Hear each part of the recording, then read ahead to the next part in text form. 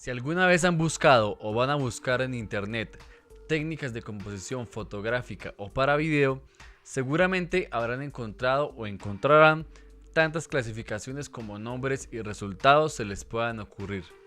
No son pocas las personas que han teorizado al respecto. Sin embargo, en este video trataré de condensar un poco las diferentes posiciones y técnicas existentes. Ya ustedes podrán seguir indagando al respecto. Cuando estoy realizando algún trabajo fotográfico o audiovisual, lo primero que determino es cuál es el centro de interés en el plano o en el encuadre, que bien puede ser una persona, una parte de una persona o un objeto e inclusive un lugar. Según la psicología de la Gestalt, corriente psicológica alemana del siglo XX, una vez que el ser humano observa un objeto, lo demás se transforma en su fondo, pero una vez que la atención cambia a lo que podría ser el fondo, este se transforma en objeto o figura.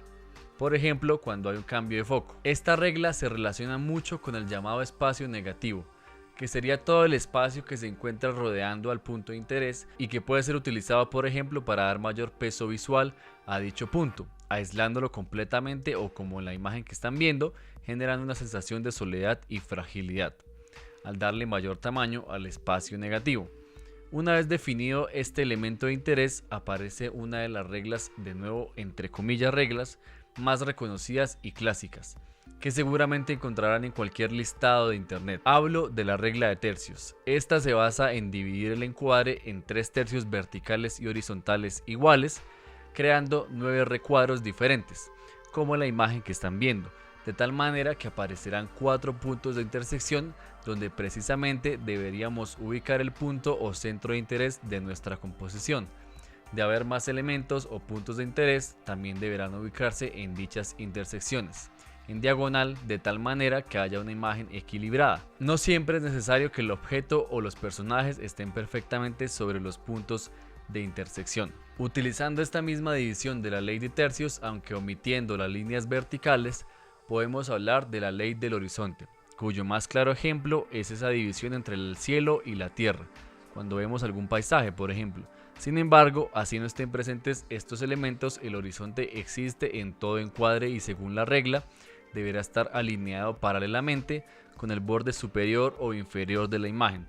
Recuerden, esto no es camisa de fuerza. Al tener dividido en 3 partes nuestro encuadre, tomando el ejemplo del cielo, dependiendo de en qué tercio ubiquemos uno u otro elemento, este tendrá mayor o menor importancia. Ubicar el horizonte en el centro no sería lo ideal, ya que, como lo hemos hablado, tanto en la parte superior como inferior, el cielo o la tierra tendrían igual importancia o peso visual, a no ser de nuevo que esa sea nuestra intención. El plano holandés que mencioné anteriormente sería todo lo contrario a cumplir con esta regla del horizonte, por ejemplo. Complementariamente a la ley de los tercios, al ubicar a un lado o al otro nuestro personaje, por ejemplo, habrá que tener en cuenta que, de acuerdo hacia donde esté dirigida su mirada, deberá estar el espacio negativo o el mayor aire, porque allí está el interés del personaje. Si yo estoy ubicado en la parte izquierda del encuadre y veo hacia la derecha, debe haber hacia adelante ese espacio de la mirada, permitiendo que la vista respire y el espectador pueda reconocer y recorrer todo el plano. Es decir, que si yo estoy viendo hacia este lado, debe haber el espacio hacia este lado, y si estoy viendo hacia este lado, todo el espacio o el aire y el espacio negativo debe estar hacia este lado. De lo contrario, habrá una composición con demasiado peso visual a un lado. De manera similar, pero en vertical, es necesario dejar un determinado espacio por encima de la cabeza, aunque esto es bastante relativo.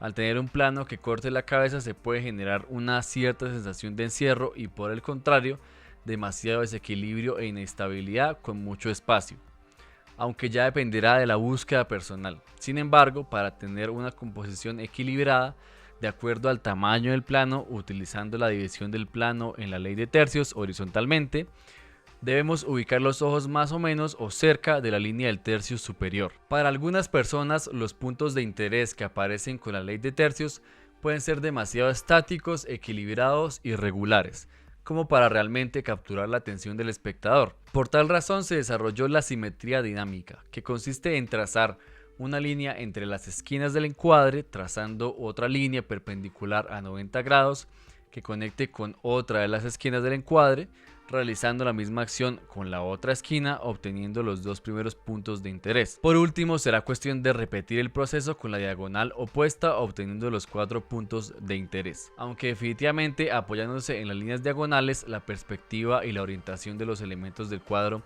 pueden generar mayor interés y dinamismo, es un poco difícil también tener esta gráfica presente o muy presente en la cabeza. De manera personal considero que es más difícil aplicarla, a no ser que sea hecha en postproducción o que el dispositivo de captura tenga esta opción de encuadre.